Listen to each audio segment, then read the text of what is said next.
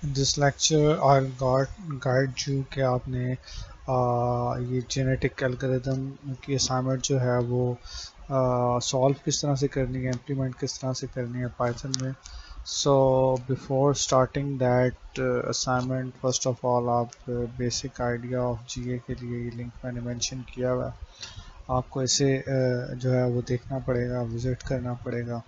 And after that ये दूसरा link है जिसमें बताया गया है कि क्रॉस ओवर जो है टीएसपी प्रॉब्लम में क्रॉस ओवर और म्यूटेशन किस तरह से जो है करनी है. तो these two links are very important, very very important before you start your assignment. So अब हम आते हैं जी के असाइनमेंट में आपने जो है सॉल्व कैसे करना है. तो इसमें लिखा हुआ है नंबर ऑफ सिटीज़ आपके पास क्या है इस असाइनमेंट में 20 हैं. सो लेट्स सी कि अगर मेरे पास 5 सिटीज़ हों तो मैं क्या करूँगा. लेट्स सपोज मेरे पास 5 सिटीज़ हैं, A B C D and E. ये मेरे पास 5 सिटीज़ हैं. तो अब इन 5 सिटीज़ पे क्या लिखा गया है जी. इस पे ये लिखा गया है कि आपने इनके दरमियान जो कास्ट फाइंड आउट करनी है सिटीज़ के दरमियान, वो आपने डिस्टेंस मैट्रिक्स इस तरह से करना है, रैंडम नंबर जनरेट करना है. तो अगर ये 5 सिटीज़ हैं तो आपको क्या करना पड़ेगा, एक 5x5 की मैट्रिक्स बनानी पड़ेगी. तो 5x5 की मैट्रिक्स आप कैसे बनाओगे. Let's suppose A B C D and E, and इसी तरह से A B C D and E. तो ये बेसिकली आपके पास क्या हो गया, एक 5x5 की मैट्रिक्स बन गई. और इसमें हर एक सेल जो है वो मुझे क्या बता रहा होगा. लेट्स सपोज ए और ए का फासला क्या है, मैं कह देता हूँ 0. बी पे मुझे जनरेट कर देता है 1. सी पे लेट्स सपोज 3 जनरेट हो जाता है. देन डी पे मेरे पास 4 जनरेट हो जाता है और ई पे मेरे पास 5 जनरेट हो जाता है. सो फर्स्ट ऑफ ऑल मुझे क्या करना पड़ेगा, मुझे इस एरे को फिल करना पड़ेगा. यहाँ पे मुझे डिस्टेंस बताना पड़ेगा. जैसे बी और ए का क्या डिस्टेंस था आपके पास. अगर आप इसे बाई डायरेक्शनल को, तो यही वैल्यू को आप क्या कर दोगे, यही वैल्यू नीचे जो है वो कॉपी हो जाएंगी. ठीक है. और अगर आप कॉपी नहीं करना चाहते, इसे डायरेक्शनल ग्राफ बनाना चाहते हो, तो आप यहाँ पे वैल्यू जो है वैल्यूज़ फ़र्क दे दें. लेट्स सपोज बी से ए पे जाने का रास्ता क्या है, 2 3 4. सो इस तरह से पहले आपने क्या करना है, एक 2D मैट्रिक्स बनानी है. 2D मैट्रिक्स आप बनाओगे और उसमें हर एक सेल पे सम डिस्टेंस आप प्लेस कर दोगे. सो ये हो गया जी आपके पास डिस्टेंस का. और अब अगर मैं कहूँ कि एक रूट है जो जो मैं कहता हूँ कि आप ए पे गए, ए से आप बी पे गए, बी से आप सी पे गए, सी से आप डी पे गए एंड डी से आप ई पे चले गए एंड ई से अगेन आप ए पे आ जाए. तो इसमें होगा क्या, पहले आप ए से बी का डिस्टेंस. सो ए से बी के अगर डिस्टेंस की बात की जाए तो दैट इज़ 1. यहाँ से मेरे पास क्या आ जाएगा जी, यहाँ से I am getting 1. Let's suppose यहाँ पे 2 आ जाता है, यहाँ 4 आ जाता है, 6 आ जाता है, 5 आ जाता है, 3 आ जाता है. सो व्हाटसोएवर ये सारे के सारे आपके पास क्या आ जाएंगे, एक रैंडम डिस्टेंस आ जाएंगे.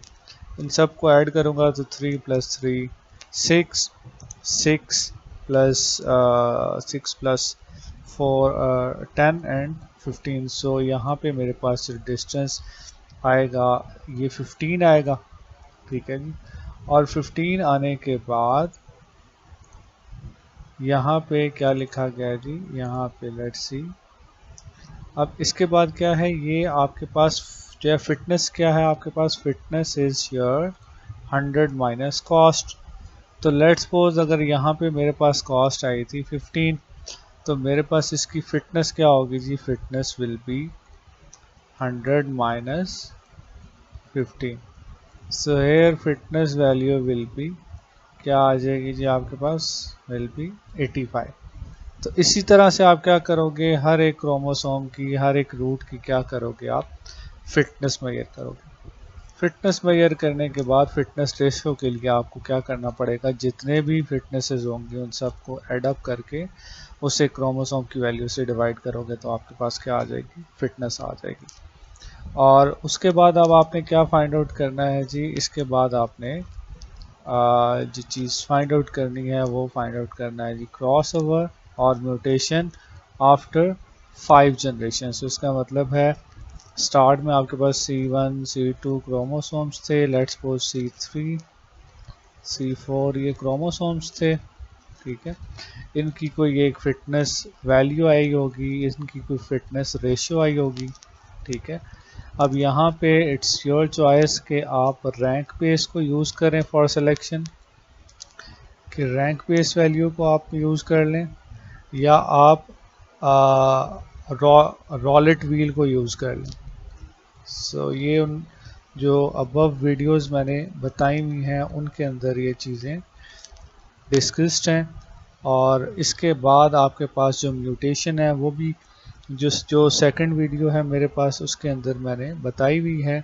सो टीएसपी से रिलेटेड जो इन्फॉर्मेशन है क्रॉस ओवर की और जो इन्फॉर्मेशन है म्यूटेशन की वो आपको इस वीडियो से मिल जाएगी। और इसके बाद अब आपने क्या करना है, आफ्टर 5 जनरेशन आपने म्यूटेशन परफॉर्म करनी है। सो पहले आप 2 पेरेंट्स सेलेक्ट करेंगे। अब आपकी चॉइस है कि आप फर्स्ट 2 पेरेंट्स को सिलेक्ट कर लें और उनका क्रॉस ओवर कर लें। ऑब्वियसली जब आप 2 पेरेंट्स को सिलेक्ट करते हो तो 2 ऑफस्प्रिंग्स आपके पास आते हैं। अगर आप यहाँ पे बात करें, और इसमें ये भी मेंशन नहीं है कि आपने 1 पॉइंट क्रॉसओवर यूज़ करना है या 2 पॉइंट करना है या यूनिफॉर्म करना है। So it's your choice, just आप मेंशन कर लीजिएगा कि I am using 1 point crossover और अ 2 पॉइंट क्रॉसओवर, ठीक है। जस्ट ये मेंशन कर दीजिएगा। और हर 5 जनरेशन के बाद आप क्या करोगे, यू परफॉर्म म्यूटेशन। और म्यूटेशन के लिए क्या, you just select a chromosome, और उसमें फिर बताया गया है कि आप उनकी वैल्यूज़ को स्वैप करके कर सकते हो, ऑर्डर को इन्वर्स करके कर सकते हो। और इसमें होगा क्या, लेट्स सपोज मैं ये क्रॉस ओवर करता हूँ, मेरे पास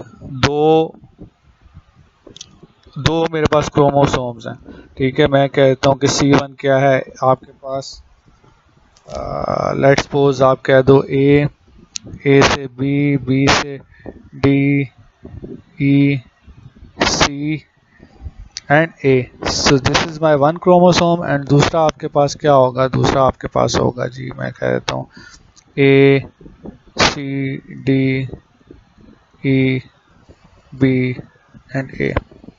तो यहाँ पे आप क्या कर रहे होंगे, आप इनकी वैल्यूज़ को फाइंड आउट कर रहे होंगे, इनकी फिटनेसेस आ रही होंगी।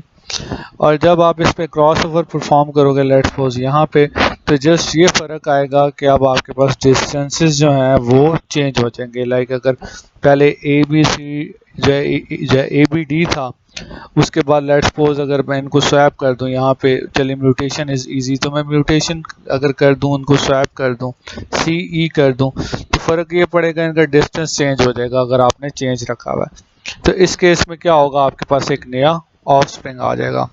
सो अगर आप ये वीडियोस जो है वो जो है देख लेते हैं तो इट्स नॉट दैट डिफ़िकल्ट कि आप जो है वो इस असाइनमेंट को इम्प्लीमेंट ना कर सकें।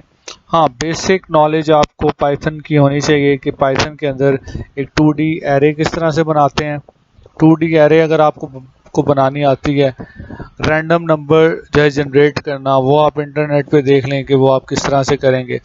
तो ये बहुत बेसिक कॉन्सेप्ट हैं पाइथन के। और अगर आपने इससे पहले BFS DFS वाली असाइनमेंट जो है वो इम्प्लीमेंट की हुई है तो आपके लिए इतना डिफ़िकल्ट टास्क नहीं होना चाहिए। बट स्टिल 2D एरे को इम्प्लीमेंट करना, उसका फॉर्मेट देख लें, रैंडम का फंक्शन रैंड किस तरह से यूज़ करना है वो आप देख लें, और क्रॉस ओवर का मैंने बताया हुआ है। और जस्ट आप बात करें क्रोमोसोम की तो आप उसे 1D एरे में रिप्रेजेंट कर लेंगे, ठीक है। जो है 1D एरे में आप अपने ये क्रोमोसोम को रखें और वहाँ पे अब आप जो डिक्शनरी बना लें या उसकी लिस्ट बना लें और उनमें वैल्यू सेव कर लें। So it's totally up to you. Basics इस असाइनमेंट का ओवरव्यू मैंने दे दिया। Implementation details is your responsibility कि आप उसे किस तरह से कैटर करते हैं। Just use internet and feel free to contact me for valid queries. Okay, ji. So that's all about this this assignment explanation video lecture.